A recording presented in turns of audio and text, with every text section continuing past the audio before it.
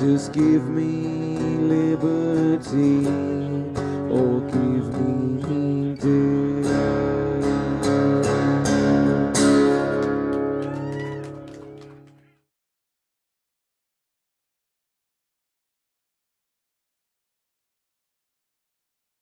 My name is William Thomas Jr. We have a couple members of our board here from the improvement league as well. Janelle Johnson, Henry Davis, Henry Johnson, and our longtime member Henry Johnson as well, his son in the back.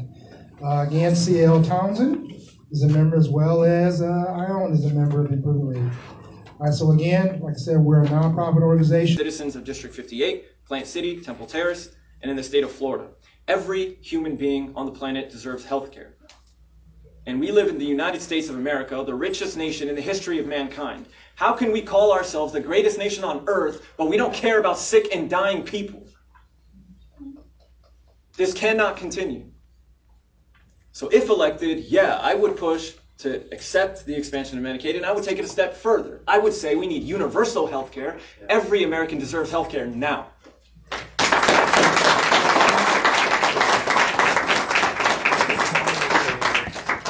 Your panelist, Mr. Gordon. All right, my question's on immigration. America is a land of immigrants, and immigration policy is long-standing and public concern. Local government, close to its citizens, is a treasured aspect of life, of American life. Local government has limited public safety resources to address its primary mission of community safety. While deportation of criminal elements is accepted, policies that promote family values and strength also are favored by everyone. Strong families make America strong. In the 2018 legislative session, the bill HB9 entitled Federal Immigration Enforcement will be considered.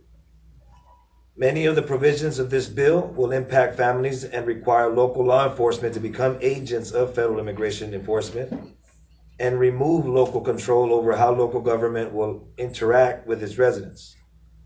What is your position on HB9 and also your view on immigration as it affects Hillsborough County and the cities of this district? Mr. Vazquez.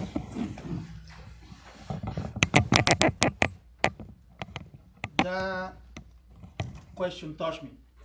I'm Puerto Rican. I'm a born United States citizen, but all the time I be mistarget or misrun. Sometimes the people ask me when I do any paperwork or something, where is my green card? And I have to explain to them, I'm a citizen. My English is not well, but that don't mean I'm in my country. I share that with you because the immigration issue is very important to be resolved, especially on the agriculture level. We bring a lot of people to this agriculture industry with the promise that we're going to give you some temporary visa or some documents like that you can come and work in our lands. And when they are in this country, they understand this is their dream. They understand learning about the American dream. So it's not fair after this person stopped doing his job and they left behind, that person tried to put your document together and that person don't have the chance or don't have the money, or he have a kids on the country, born and raised on this city, and somebody decide, you know what, you have to come back to your country. You have to leave because you're not born right here. And I think that's not right. I think the United States of America was founded by people who immigrate to the United States. The United States was built by constitution of different states, by minorities and immigrants to become the powerful where we are today. So I support 100% to protect all immigrant persons. I am in favor 100% about sanctuary cities and everything what can damage the principle of our Constitution. Thank you. Thank you. Mr. Zimmeyer. There are words on the Statue of Liberty. Say, give me your tired, your poor, your huddled masses yearning to breathe free. I was lucky enough to be born here. That's a great blessing. But as we all know, we are a nation of immigrants. We're made up of people from all walks of life. Look around the room. This is America. It's a beautiful thing. When we look at heavy deportation laws, at anti-immigration laws, it doesn't work as a community. And let's focus just on this district here, this district alone. District 58, we know we have a heavy agriculture industry, right? We have citrus, we have strawberries, we have tomatoes, we have all of these things here that rely heavily on immigrant labor. It's a fact, we all know it. When we look at deporting these individuals, human element aside, just looking at economy, we're going to collapse the agriculture industry. So I've got to call it hypocrisy when I see it. There's a candidate here that supports farmers and supports deportation. I don't know about you, but that doesn't work economically speaking. You're going to collapse farms, or you're going to take the cost of orange juice and make it $10 a glass in lieu of your $2 glass orange juice. I like the oranges in the back of my license plate. I want the agriculture industry to stay strong. Individuals that come here to do better for themselves, to make a life better for them, is extremely important to me. They are Americans just as much as I'm an American. Plain and simple. Criminals, kick them out. Hands down. No doubt about it. People that are here doing better for their lives, their families, why are we mad at them? Big part of our economy that we don't look at, and it's going to be a problem when we deport them. Thank you. Thank you.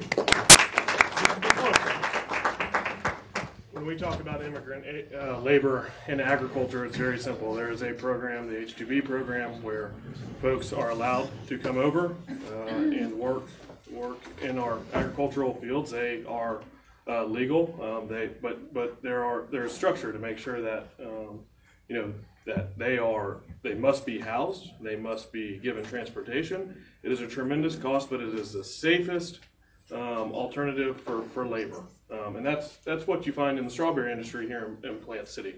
As it relates to the immigration issue, I am not in favor of sanctuary cities. I'm not in favor of any geographical area where we say the laws of the land do not apply. I am in favor of legal immigration, documented immigration. It's the cornerstone of our country, one of the cornerstones of our country. We are a country of immigrants, but you must come in legally. We must know who you are. And if we don't, you're here illegally, and we need to maintain a little bit of a level here where we understand who's here and what they're doing. Thank you. Saadaldin, how many people here immigrated to the United States? So what if we just started saying, you're good, you're not, you're good, you're not? It's a bit unfair, right? I think we have to ask ourselves, why are people immigrating to the United States of America? I know why my parents came here. They were fleeing war, they were fleeing violence, discrimination. They were seeking a more fair and just life. They were seeking economic opportunity. And it's because of their immigration, it's because of their sacrifice, it's because America welcomed us with open arms that I'm here today to say proudly, I am an American, I'm a part of this community, and I can do something for this community. These immigrants that are here today are not here because they want to commit crime. Those who do, they can deal with the law. We have no problem with that. But those that are here, they didn't even choose to come here. They came as children. They had no control over the world they were born into. They had no control over what their parents were doing, but they're here. So what do? Do we tell them the land that you live in, that you grew up in, the language that you know, the culture that you know, the nation, the friends, the neighbors that you have, forget it. Go back to where you came from. Go back to that violence. Go back to that drug war. Go back to that failing economy. We don't care about you. I think that's wrong. I think it's immoral, and I think Brian was right to suggest that it could also destroy the economy. These are millions of people here in the United States. First of all, whether it's good for the economy or not, like you said, the Statue of Liberty, what's written on there, we welcome these immigrants seeking a better life, whether they're good to the economy or not. But the reality is they are good to the economy on top of that. So instead of making them feel bad for coming here, we should be thanking them for coming here and working and earning a living and raising their family and contributing to society and paying their taxes. They make America just as great as we all do. Thank you.